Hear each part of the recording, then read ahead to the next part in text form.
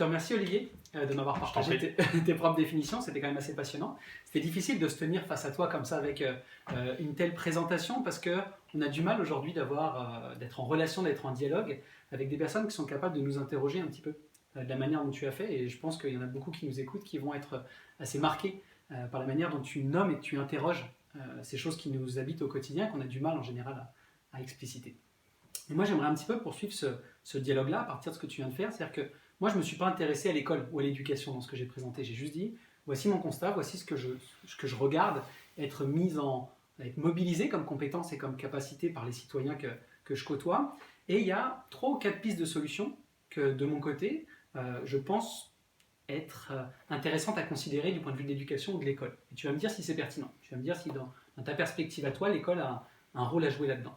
La première, c'est, j'ai parlé d'immanence chez Spinoza, qui est de dire à quel point on est capable de développer chez les êtres, chez les citoyens, chez les enfants comme chez les adultes, une capacité à s'ancrer dans quelque chose qui est toujours disponible.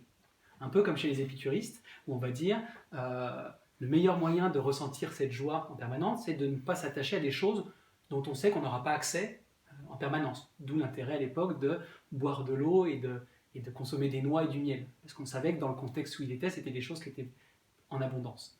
De la même manière, actuellement, on voit qu'il y a des choses qui, du jour au lendemain, nos relations avec nos amis, un barbecue, un apéro, la manière d'aller au travail, c'est des choses qui peuvent disparaître du jour au lendemain. Et si notre joie dépend de ces choses-là, dans un contexte comme le nôtre actuellement, on se dit comment je vais continuer à être en joie, sachant que ces choses-là, on vient de me les retirer ou elles sont interdites.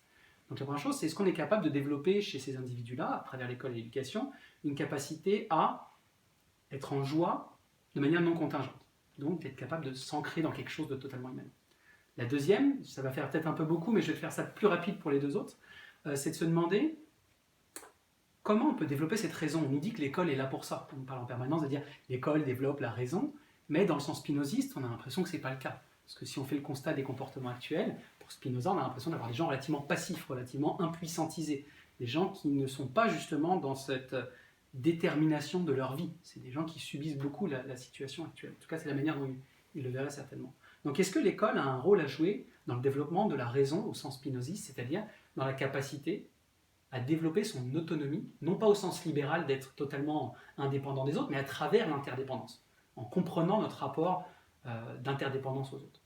Et le dernier point que j'aimerais te demander, c'est est-ce que l'école pourrait être aussi un lieu ou un vecteur qui nous permette de nous rendre davantage compte de l'impact de nos gestes et de nos pensées au quotidien, c'est-à-dire d'œuvrer d'une manière à ce que la performativité de notre acte, la manière dont on emprunte le monde, on peut en faire l'expérience directement et pas de manière médiée à travers des outils technologiques à travers lesquels on achète des vêtements qui sont faits à l'autre bout du monde et on a du mal à se rendre compte de la relation d'interdépendance avec tous les êtres qui sont impliqués là-dedans. Donc, est-ce que l'école pourrait nous amener à faire une expérience plus directe, plus locale, plus ancrée du monde qu'on a autour de nous et de la manière dont les êtres sont interdépendants par rapport à ce qu'on fait au quotidien. On a un exemple concret, c'est de se retrouver dans des cas où je ne me rends pas compte qu'en faisant tel achat sur Amazon, je ne me rends pas compte de l'expérience du travailleur qu'il y a derrière, de l'expérience de la pression commerciale que ça peut mettre sur certains. Et de ce fait-là, c'est de dire, est-ce que l'école peut nous amener à comprendre quels sont les impacts de nos actes et de nos pensées au quotidien quand notre relation au monde est à ce point médiatisée de manière abstraite par rapport aux autres, on ne les voit pas, on n'en fait pas l'expérience, on n'est pas capable de savoir réellement ce que ce travailleur-là, ce que cette personne-là fait comme expérience du fait qu'on réalise cet acte-là. Donc si on se retrouve dans une société où on va être extrêmement en relation de cette manière-là, et extrêmement souvent abstraite, comment l'école pourrait nous amener à rendre concret ces relations médiatisées? Oh oui, d'accord, vous avez 4 heures. Merci Alexandre de ces questions. Alors je pense que je vais les prendre une par une pour essayer de poser des jalons, des repères philosophiques, anthropologiques, mais aussi faire état un peu de ce qui nous a inspiré finalement pour l'école du sens. Première chose, tu as parlé d'immanence, au sens de Spinoza, qui est un terme qui revient aussi chez les premiers théologiens, dans l'angle, et avec l'idée que c'est la question du vide. Premier élément. La biologie nous montre, et les Grecs le savaient un peu, que finalement, notre matière est faite de vide. Ben oui, parce que dans l'atome, il y a plus de vide que de condensé. Il y a plus de vide. Je disais souvent à mes étudiants que nous étions quoi? De la bouche jusqu'à l'anus, on est centré sur du vide. C'est-à-dire que notre tube digestif, le centre, ce n'est pas notre colonne vertébrale. Ce autour de quoi nous sommes structurés, ce n'est pas la colonne vertébrale, c'est un tube fait de vide. La matière est faite de vide d'abord. L'espace est fait de vide. Notre corps, notre être profond est centré sur le vide. Ce qui m'emmène à un deuxième élément de réflexion par rapport à cette immanence, c'est le silence.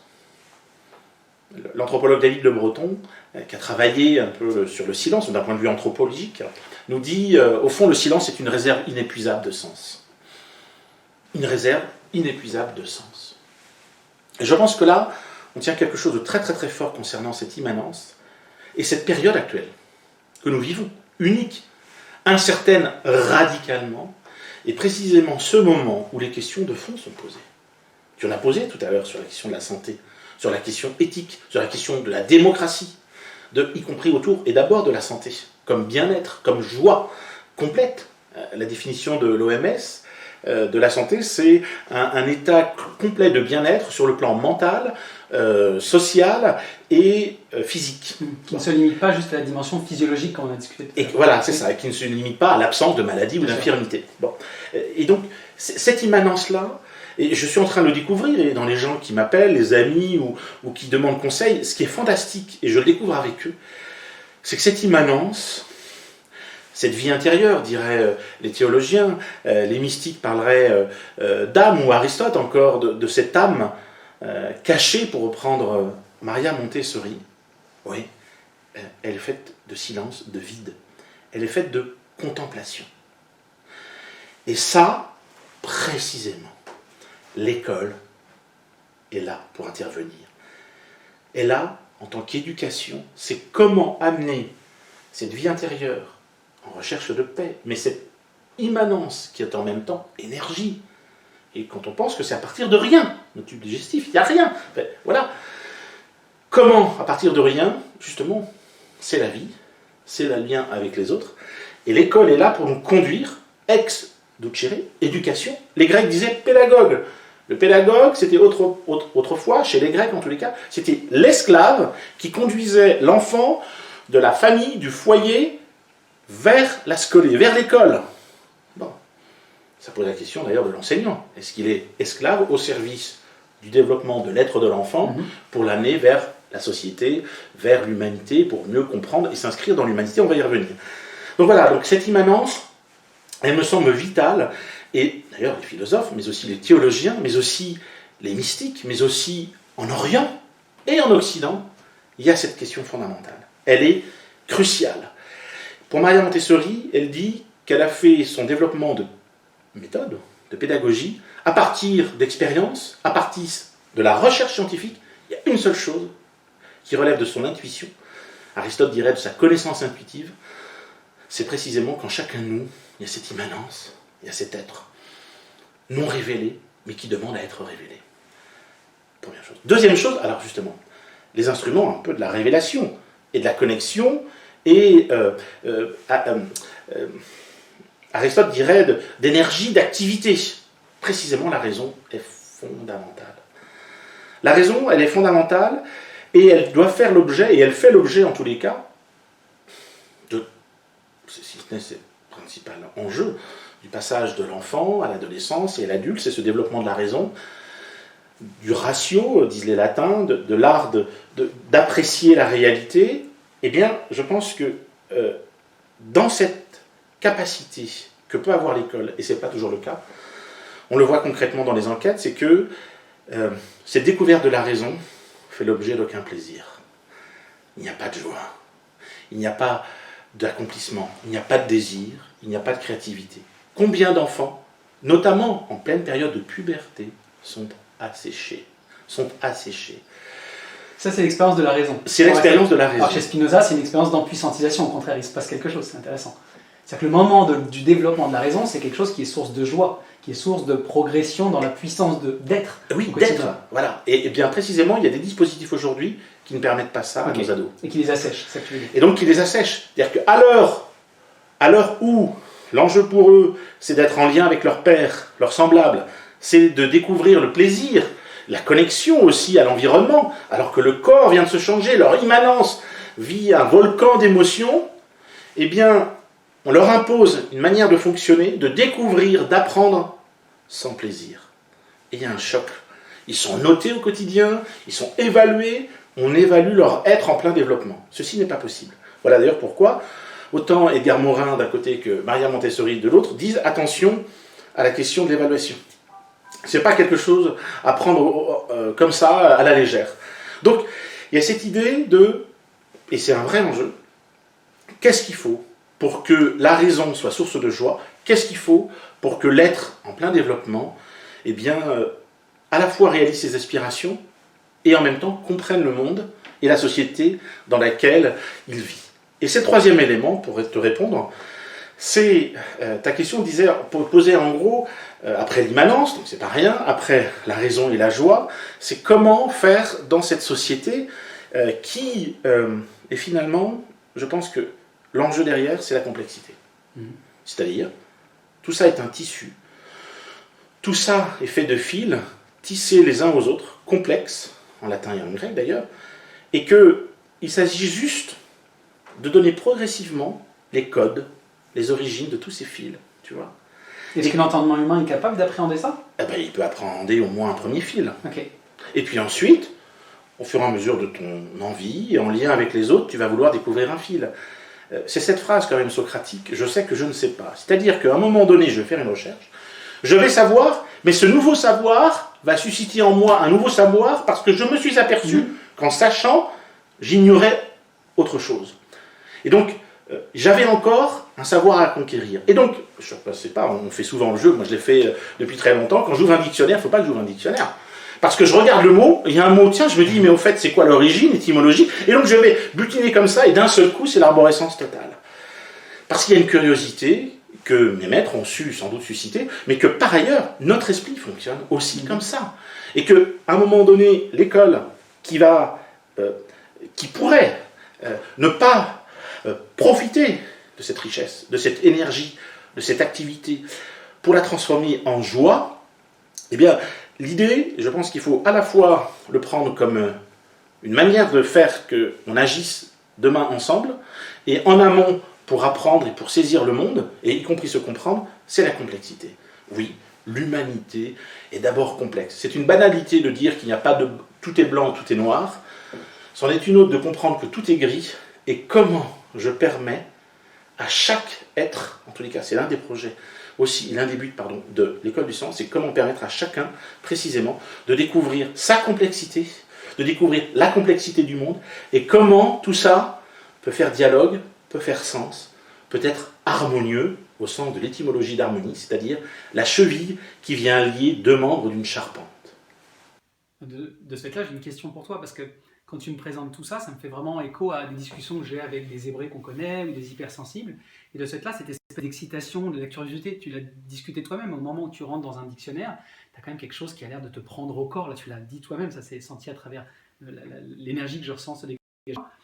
Comment on fait ça, mais en même temps en mode serein, avec une certaine sérénité? Parce que ce moment où on voit cette chaîne de causalité, ces liens se déployer, ça peut être aussi un moment qui peut nous paralyser, tellement on voit la complexité des choses, on se dit mais j'arriverai jamais à aller trouver les autres fils. Donc comment on peut à la fois prendre du plaisir à trouver ces différents fils que tu as nommés tout à l'heure, tout en ayant conscience qu'on ne pourra jamais les saisir, les toucher, les appréhender tous dans leur entièreté, ni leurs interrelations, et donc comme un jeune qui est en train de se développer et qui est en train de mettre la main à travers le développement de sa raison dans la complexité du monde, peut ne pas éprouver un certain vertige ou carrément de ce fait-là s'en détacher tellement il n'est pas capable, outillé, à faire face à l'émotion que ça va susciter chez lui et de se dire bah, non, en fait j'arrête, c'est d'une complexité que je ne pourrai jamais saisir. Donc comment on peut avoir du plaisir dans ce processus tout en sachant qu'il n'a pas de fin?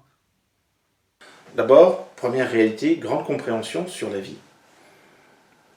Le jour où il n'y a plus ces émotions, le jour où il n'y a plus ces énergies, ces activités, énergia, ça donne le terme activité en grec. Le jour où il n'y a plus rien de cela, c'est la mort. Et en tant que tel, très bien.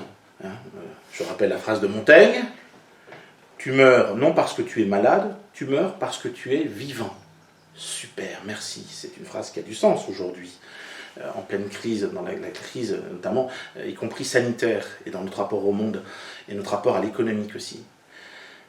Oui, Keynes avait déjà écrit dans sa théorie générale de l'intérêt, de l'emploi et de la monnaie, en 1936, il écrivait « Nous sommes tous mortels ». Très bien, super.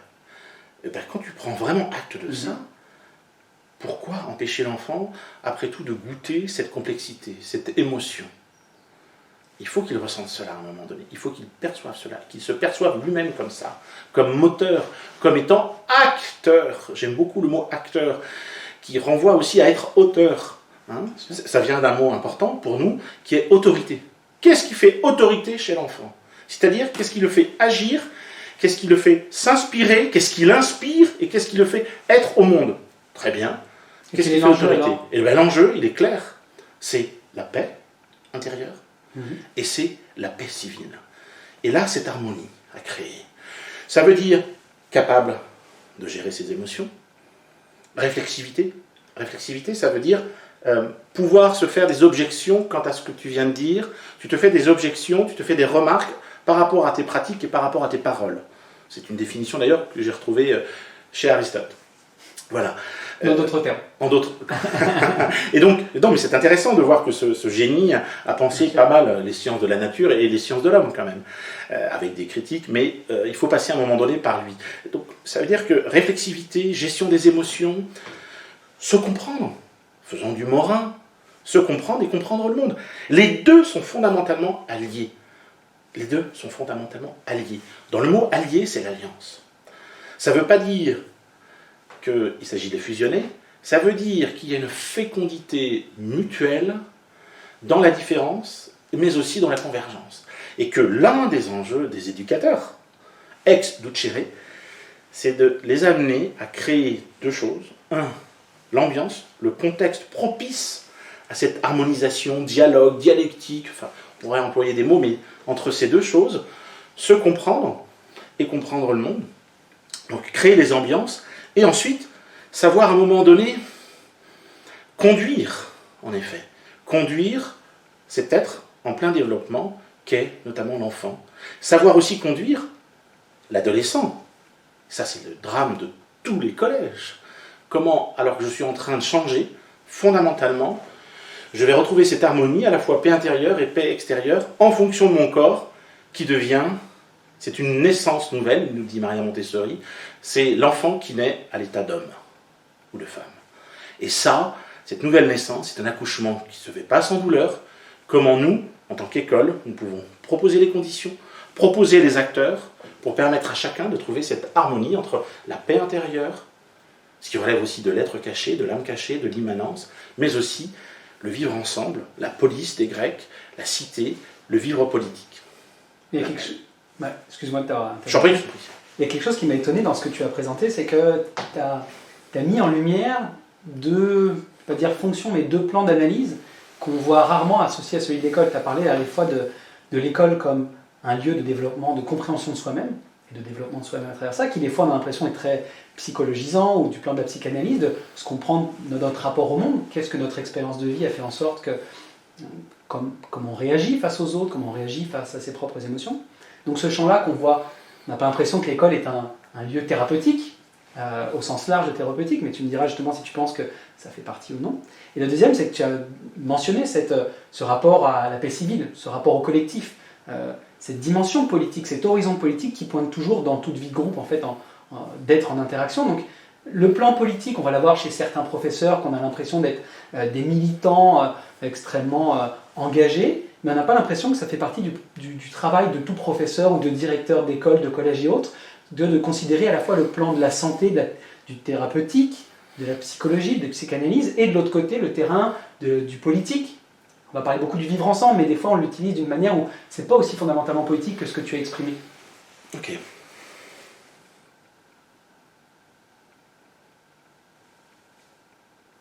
ta première question, c'est tellement dense. Donc je t'écoute, je comprends. Non, mais justement, en fait, je laisse ça naturel pour voir, on s'en fout, on fait long et puis on choisira les questions qui étaient les plus fun. Là, c'était de dire en gros comment ça se fait que. La première. Hein. Non, bah, j'en ai posé qu'une. Qui est de dire, c'est pas des rôles que naturellement on donne à l'école, qui est de dire en gros le thérapeutique et le. Ok, c'est bon, d'accord. Alors, concrètement, si l'on peut dire, puisque c'est à l'état d'expérimentation, hein, dans la mesure où l'école du sens, c'est d'abord un écosystème qui a des structures de recherche, d'expérimentation et de diffusion. Le projet, c'est notamment à l'adolescence, c'est que dans l'école du sens, dans le campus, dans le campement, dans le lieu, sur le lieu, il y aura un internat pour les adolescents, pour vivre ensemble avec ses pairs. Ça, c'est une des notions essentielles développée par Maria Montessori et qui est pratiquée dans des centaines d'établissements dans le monde. C'est-à-dire qu'à un moment donné, ils vivent ensemble. Et à côté de ce vivre ensemble, c'est d'ailleurs là aussi une histoire politique, une histoire de communauté. Quels sont les rôles? Comment on gère les questions de pouvoir? Comment on se responsabilise? Maria Montessori emploie la question des responsabilités, on se répartit. Quels sont les moments de discussion, les espaces de discussion, les espaces agora, forum, démocratique par conséquent. Oui, en effet, la démocratie, c'est-à-dire cet échange possible où je te prends en compte ce que tu me dis et comment ça me fait évoluer ensemble, tout en étant semblables et égaux. Et en maintenant la paix civile. Et en maintenant la paix, absolument, et en recourant au vote plutôt qu'à la force. Et donc, comme régulateur, ça c'est important dans le sens où cette communauté qui est à la fois politique, il va y avoir derrière et à côté la possibilité de faire appel à un psychologue qui sera partenaire de l'école du sens, pourquoi pas un psychanalyste, un ostéopathe, c'est-à-dire d'avoir du personnel aussi, des gens, des acteurs du milieu, du monde médical, du monde thérapeutique, qui puissent être proposés en direction des adolescents qui manifestent le besoin. Parce que les éducateurs de l'école du sens n'auront pas cette compétence. En revanche, à notre sens, ils ont 3 fonctions principales. Ils ont une fonction de facilitateur, de guide, d'accoucheur, de sage-femme à l'égard du savoir, du savoir-être et des savoir-faire. Donc c'est la fonction classique, on va dire, du professeur qui devrait être là comme un accoucheur. C'est la maïeutique de notre ami commun Socrate. Voilà. Facilitateur par rapport au savoir, être, savoir pratique, savoir-faire, et faire savoir aussi, de cette façon. Il a une deuxième fonction, l'éducateur dans l'école du sens, c'est en gros, de proposer un coaching, une forme de coach en direction de certains adolescents qui le demandent, c'est-à-dire de l'accompagner, y compris personnellement, d'avoir une disposition autre que simplement d'être dans la facilitation des savoirs, des différents savoirs. Donc c'est pas juste pour les enfants qui auraient des difficultés, non. tu parles d'un accompagnement, non, un accompagnement à l'intérieur de cet espace-là. C'est ex ducere, c'est-à-dire que d'autant plus, vu la complexité du monde, l'incertitude radicale qui est maintenant notre quotidien, eh bien il y a une personne qui est là et qui peut lui dire, écoute, moi j'ai pas cette compétence, mais je peux te recommander auprès d'eux. Ou ça me pose question, et là peut-être que tu peux voir avec une autre personne. C'est-à-dire qu'il est un aiguilleur. Okay, donc il y a une communauté d'éducateurs, une communauté d'enseignants, voilà. De personnes qui participent à l'apprentissage de ces enfants. Exactement. Il y a une communauté apprenante et on apprend ensemble. Ou, pour reprendre ton lexique, c'est que l'expert et le patient, eh bien, on inverse aussi les rôles. Okay. Et que, y compris la mise en lien avec d'autres adolescents ou d'autres jeunes, va être très importante. Donc, aiguilleur, facilitateur, et puis également manager. C'est-à-dire aussi un art de se conduire en société. Un art de tourner dans le même sens, puisque le mot manager vient du vieux mot italien qui veut dire le manège, et on tourne dans le même sens. Donc voilà l'idée de dire, et si ça concourt à la santé, c'est-à-dire au bien-être complet mental, social et physique, oui, là l'école du sens a réalisé sa mission. Sur le plan politique, fondamentalement, Jean-Jacques Rousseau nous dit à un moment donné, tout est politique, je dirais, tout tient à la politique. Mais oui, la politique, comme tu dis vivre ensemble, parfois bafoué, galvaudé, de fait, je dirais agir en commun. Aristote nous définit de manière remarquable définitivement la politique comme la mise en commun des paroles et des actes. Il faut les deux. Ça commence par la mise en commun des paroles, discussion, espace de discussion, et après des actes. Mais pas n'importe quel acte, y compris des actes guidés selon certaines qualités, certaines vertus. Il y a quelque chose qui m'a étonné dans ce que tu as présenté, c'est que tu as mis en lumière deux, je ne vais pas dire fonctions, mais deux plans d'analyse qu'on voit rarement associés à celui de l'école. Tu as parlé à la fois de l'école comme un lieu de développement, de compréhension de soi-même, et de développement de soi-même à travers ça, qui des fois on a l'impression est très psychologisant, ou du plan de la psychanalyse, de se comprendre notre rapport au monde, qu'est-ce que notre expérience de vie a fait en sorte que, comment on réagit face aux autres, comment on réagit face à ses propres émotions. Donc ce champ-là qu'on voit, on n'a pas l'impression que l'école est un lieu thérapeutique, au sens large de thérapeutique, mais tu me diras justement si tu penses que ça fait partie ou non.